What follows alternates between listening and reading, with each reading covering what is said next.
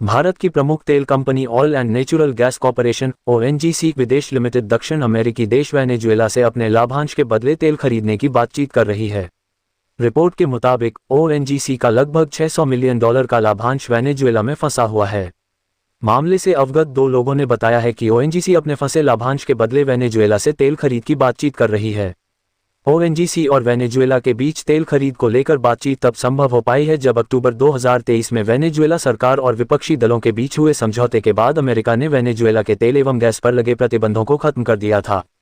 साल 2019 से ही वेनेजुएला के तेल एवं गैस पर प्रतिबंध लगा हुआ था। प्रतिबंध लगने से पहले वेनेजुएला भारत का 5वां सबसे बड़ा तेल सप्लायर था। वेनेजुएला से तेल डील भारत के लिए इसलिए भी महत्वपूर्ण है क्योंकि भारत दुनिया का सबसे बड़ा तेल खरीदार है। भारत शुरुआत से ही कहता आ रहा है कि उसे जहां से सस्ता तेल मिलेगा वहीं से खरीदेगा। ऐसे में अगर वेनेजुएला से लाभांश के बदले तेल मिलता है तो भारत का विदेशी मुद्रा भंडार भी बढ़ेगा। दरअसल वेनेजुएला के पेट्रोलियोस डी वेनेजुएला एसए के सैन क्रिस्टोबल परियोजना में भारत का भी निवेश है। ओएनजीसी विदेश लिमिटेड के एक प्रवक्ता ने भी इस बात की पुष्टि की है कि सैन क्रिस्टोबल परियोजना पर कंपनी का लगभग $600 मिलियन का लाभांश बकाया है।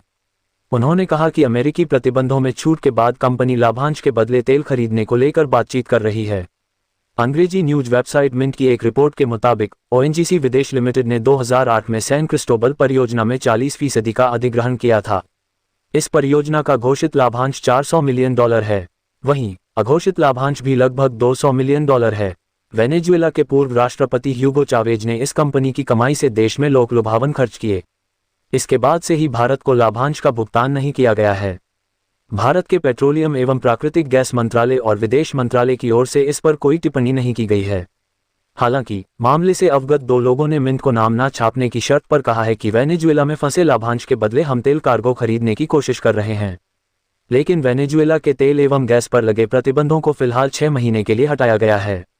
इसके अलावा वेनेजुएला के पास तेजी से उत्पादन बढ़ाने की भी क्षमता नहीं है।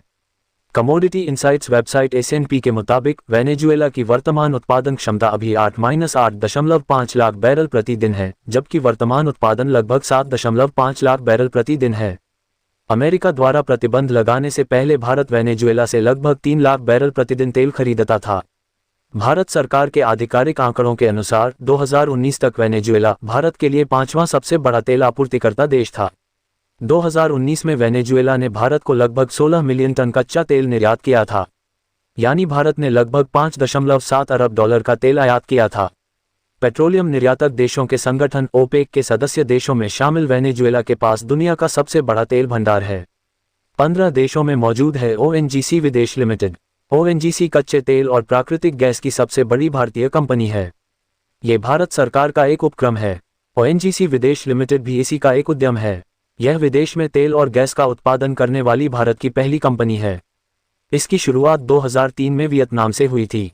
वहीं ओएनजीसी की स्थापना 14 अगस्त 1956 में हुई थी। ओवीएल के पास रूस के अलावा वेनेजुएला और वियतनाम समेत कुल 15 देशों के 33 तेल और गैस संपत्तियों में हिस्सेदारी है। यूक्रेन से जंग के बाद जब से रूस पर आर्थिक प्रतिबंध लगाए गए तभी से भारत रूस से धड़ल्ले से तेल खरीदता आ रहा है। लेकिन हाल के समय में ये कहा जाने लगा था कि रुपये या चीनी मुद्रा किस में भुगतान किया जाए। इन समस्याओं के चलते रूस से तेल आयात में गिरावट दर्ज की गई है।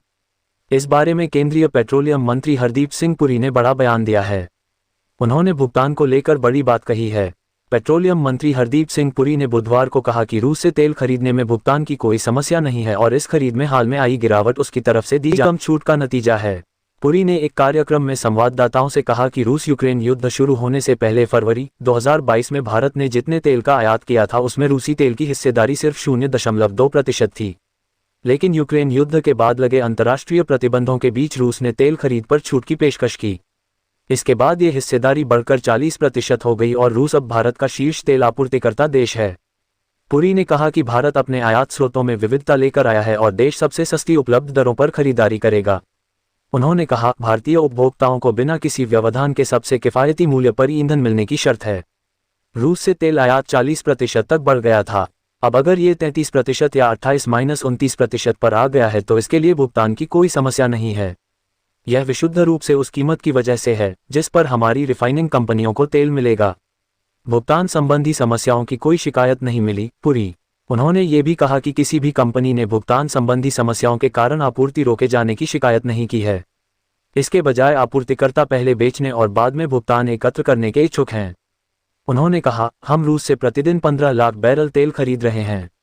देश में 50 लाख बैरल की दैनिक खपत में से 15 लाख बैरल प्रतिदिन खरीद रहे हैं। अगर वे छूट नहीं देंगे तो हम इसे क्यों खरीदेंगे?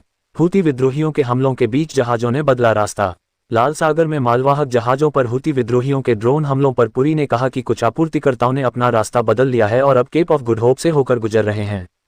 हालांकि लाल सागर और स्वेज नहर से बचने पर लंबी यात्रा होगी, लेकिन जहाजों को स्वेज नहर पारगमन शुल्क भी नहीं देना होगा।